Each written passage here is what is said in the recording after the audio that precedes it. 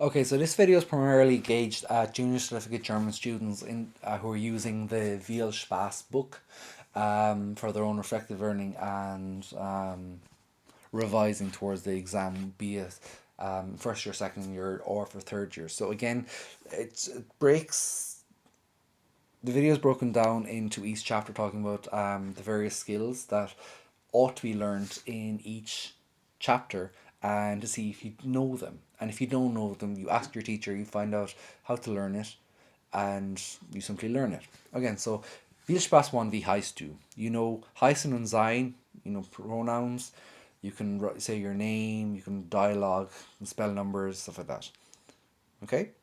So again, how many ways you know how to say your name, where you are, greetings, can you spell your name?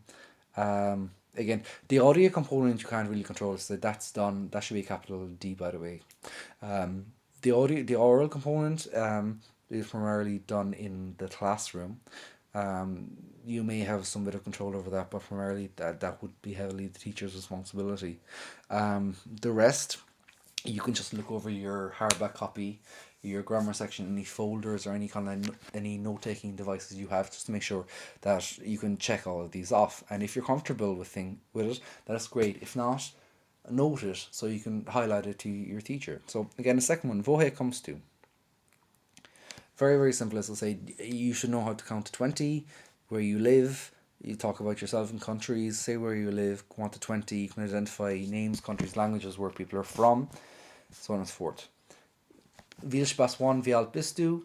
You can use haben and sein comfortable, im, the differences between those. If you don't know them, I'm not going to tell you on the video. You go back to your book and you find out, because, again, as I say, it's only via exploration will you actually know and commit to memory. You know the numbers, you can say them, you can talk about the days, months, seasons.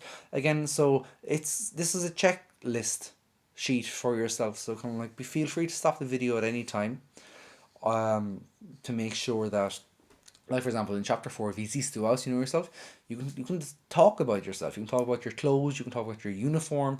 If I've jumped to school topics, to kind of like, because I jump all over the place in the book depending on how I want to link things. And like a scheme of work is a draft and it's your plan, but you have to be dynamic and you have to be kind of like reactive to your language learning experience. So you can describe adjectives, to make comparisons in German. You can use aussehen, introduction to separable verbs, ich sehe, blah, blah, blah, aus at the end.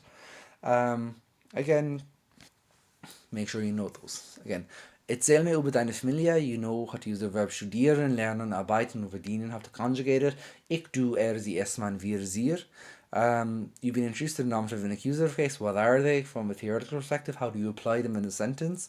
How do you understand a sentence and work backwards? Like if I give you a sentence, ich habe einen Bruder, how do you take that apart and go backwards and say, okay, einen is because Bruder is der, and it's ich habe, I have. So I have a Bruder, who's the accusative case, is the object, it's the thing I have.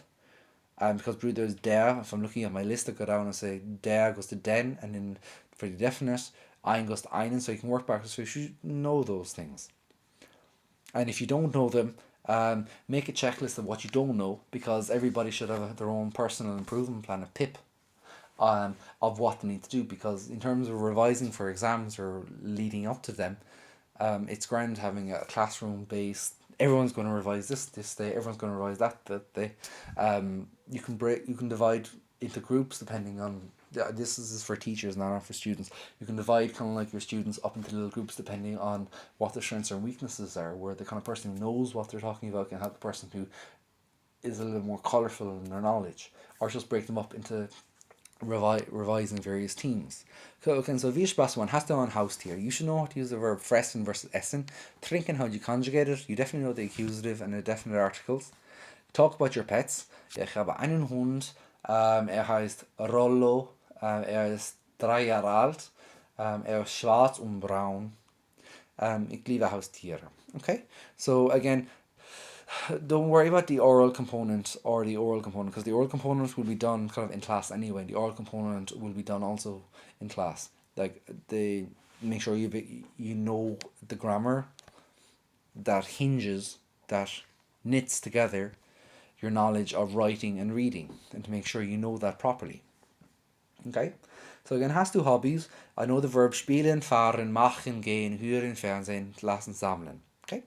So you can talk about your hobbies, you can talk about other people's hobbies, and you've been exposed to hobbies. Also, this is like a checklist, for example, because like if you've got your hobbies and you've never done a reading exercise about hobbies and you haven't seen it contextually in a paragraph and answered questions, well, not saying that's the shortcoming of the teacher, but you can say like, hang on a second, can I practice? I need to practice my hobby section. Can you give me something on hobbies and I can practice? So again, just because you're a young person doesn't mean you can't take ownership and direction and stewardship and leadership of your own learning. So please do that.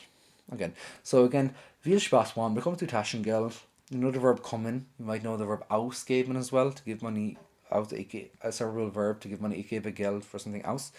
You know the dative case. Again, like all documents, as I said, they're living documents, so they're not set in stone. So again, you may not have done the dative case. I tend to avoid it until third year, or depending on each class is different. One class you can do it, with the other class you can. So again, these are living documents that are updated regularly. So again, you just take the meat out of it, and as long as you know that, that's a good basis. Okay, you can write about your pocket money, um, and talk about, for example, if you donate money or if you save money. VielSpaß1, beschreibe deine tägliche Routine. Okay, you know about time, manner, place at this stage, where that the verb is always in second position. Where does time go? A little bit of reflexive verbs. If you don't know that, it goes on your checklist. Everyone should have it. You can talk about your daily routine. If you don't know that, that's a serious error. You need to know that. Again, spelling is inherent. You can talk about your daily routine, school, and stuff like that. So, and then VielSpaß1, gehst du gern die Schule?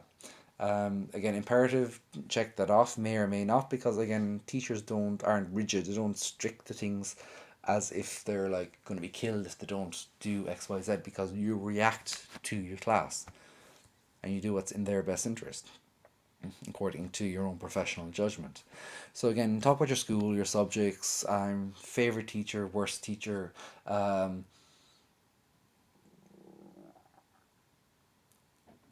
and school rules and stuff like that. So use basic German classroom vocabulary. You'd be using classroom vocabulary anyway for your teacher if your teacher is speaking German in the classroom.